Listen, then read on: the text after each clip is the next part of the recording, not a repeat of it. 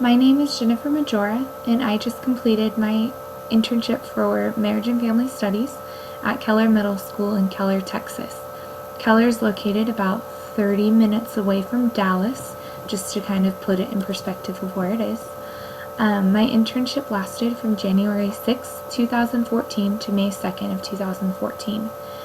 The requirement for an internship is 160 hours. If it's a 2-credit one, and I completed 318. Not saying that to show that yes, I am proud of myself of what I did. I'm saying it more to show how much I wanted to be there and how much I did not want the internship to end. How do you decide where to go for an internship? Is it going to be something that you love?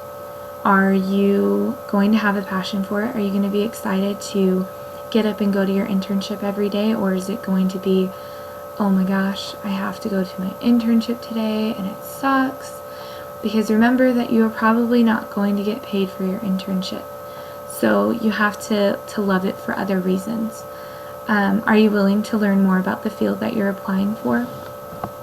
I wanted to learn more about school counseling and what it entailed, even though I figured that, it's probably just inputting information in a computer, but I was willing to learn more about it and find out what else I could do for it. And where do you want to go for your internship? If you're wanting to go somewhere back home, make sure that there's a place that your internship is offered. Look around at different places that you didn't think that would be interesting to you, and just research about them. Understand that while there might be one specific place you want to do your internship, that might not be an option, and you have to be open with where you want to go, because you might learn something better somewhere else. Also, look to your advisors at school and see where they think that would be a good option for you. How do you find an internship? So I found my internship because of my bishop in my YSA ward back in Texas. I was talking to him about just, normal things, having my annual checkup with him. And I mentioned that I was looking for an internship in school counseling, and that I had been looking at my old district that I went to school with back here.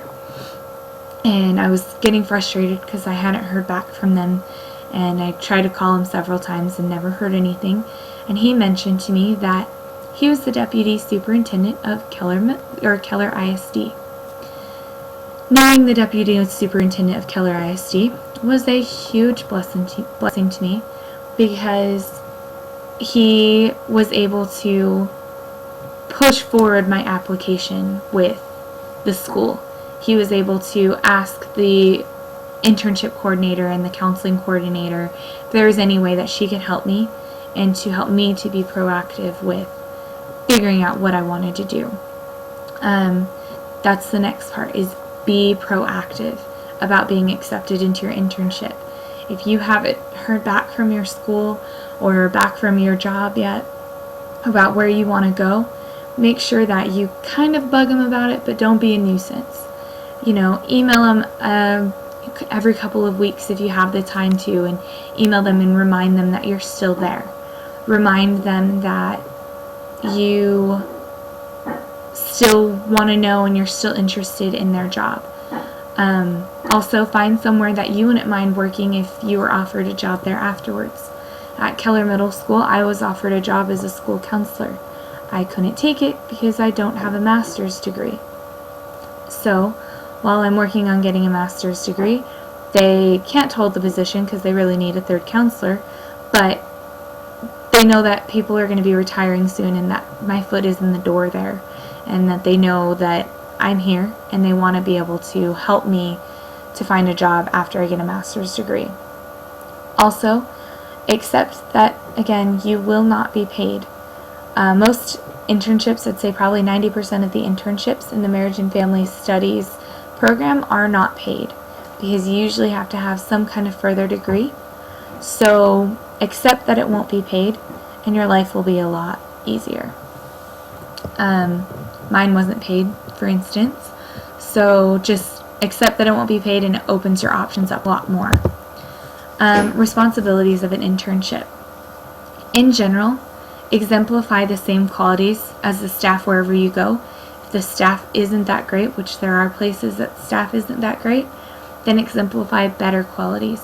Show them that all of the things that you've learned growing up, that you need to love everyone, that you need to be kind to everyone and be honest.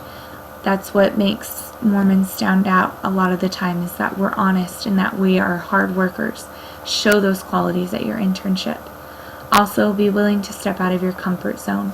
There were several occasions where Mrs. Zimmerman, my supervisor, asked me to give seminars to students about registration, and she would let me see it 2 or 3 times and then be like, hey, your floor now, go ahead. And I would be nervous as heck because I don't like talking in front of people, and talking about registration is a really important thing. And so I would have to get up, and you know what? I knew the information, I just was scared to do it. And I impressed Mrs. Zimmerman, and I impressed Mr. Upton, the other school counselor, with how I was able to talk to the kids and get on their level and answer their questions. So be willing to step out of your comfort zone. Also, some specific things is you have to input information into the school's database. So you have to be honest with that, what you're doing. I had to input a lot of schedules into the database and course requests, change student schedules, and I made a lot of spreadsheets about what students hadn't turned in their schedules, or what students hadn't turned in their pathway for high school. It's a Texas law now to have a pathway to go into high school of what you want to do when you grow up, when you're in 8th grade. I made a lot of Google documents and Google Forms to help the students to figure out 4-year plans for high school. Also, you have to help the students prepare for high school and middle school. There's a lot of questions from intermediate parents, so 6th grade parents, about going into 7th grade and how schedules and classes are going to work in 7th grade, and how different high school is going to be from middle school. You have to talk to students and help them with figuring out how they are, how their schoolwork is, if they have missing assignments, if they have late assignments, how their classes are going, what classes they like, what they don't like, and finding a happy medium for them, how their emotions are. Middle school is very, very dramatic, and you need to make sure that your students are able to handle it, and if they aren't, that they know that they have someone to talk to. And listen carefully to teachers, staff, students, everyone that you can, because you're going to learn from everyone, and take notes. I learned that the very first day, that you need to listen, because something you learn that first day is going to help you on day 150. Maybe not that many, but it's going to help you sometime in the near future. What were the benefits of my internship? I learned more about school counseling and what it entails. I gained a better understanding and appreciation for all the school counselors. You know, they deal with registration, they deal with parents and parent conferences. They handle all the questions about meetings after school. They do the meetings after school.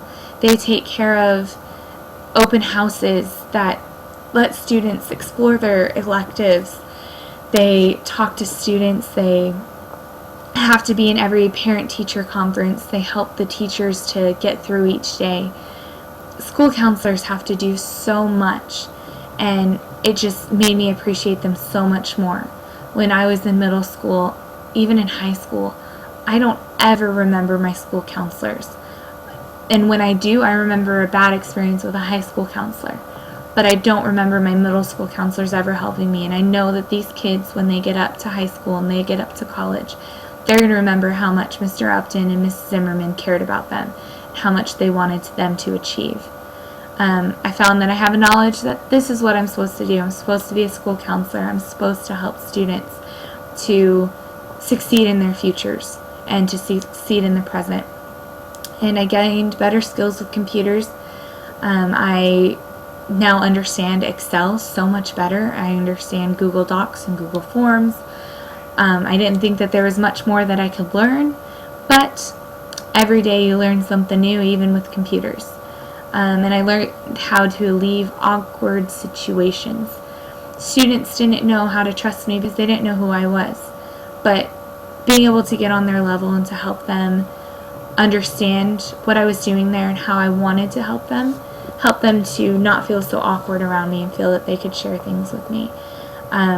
Also helping teachers to, me being informed to help teachers to not be in the wrong place at the right time, like for a meeting. So I learned those skills also. Personal benefits. I was able to get my foot in the door at a really great school and school district.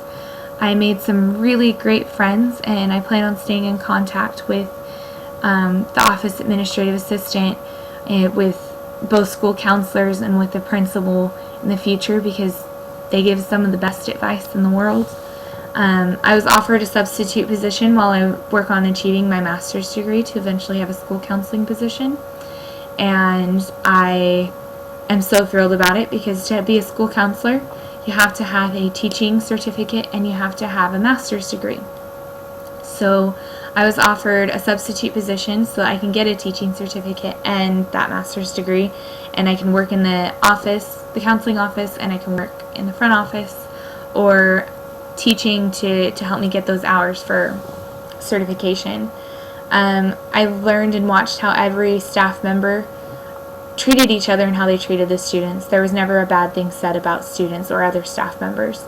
And it just reminded me of how we need to love everyone, and that people may hurt our patience a little bit, hurt our feelings, but we still need to love them and to get over the situation and to move on.